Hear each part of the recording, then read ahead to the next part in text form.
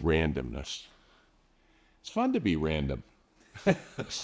Keeps people on their toes, right? So from that perspective, that's good. You don't have to worry about anything. You just let life happen.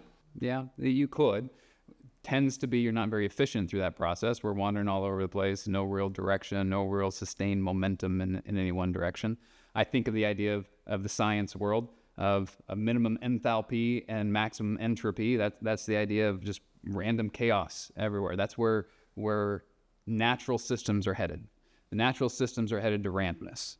If that's the case, we've got to put some effort. We got to put some energy back in to organize ourselves because the world's spinning. Life is a challenge. Life is going to lead to chaos if we aren't intentional about our next step. In your marriage, if you aren't intentional about the marriage, the relationship's going to decay over time. We have to spend time and effort in things that are important to us. That's true in our financial plan.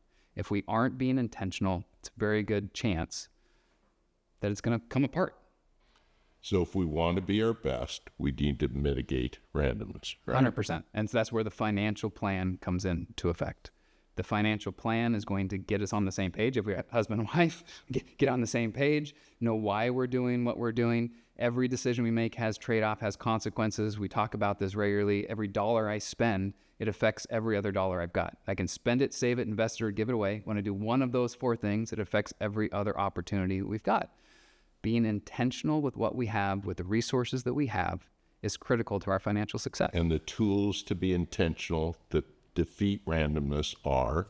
I'm going to start with the financial plan, right? We're doing the building blocks to know how we get there. How much do I need to save? What's the budget look like?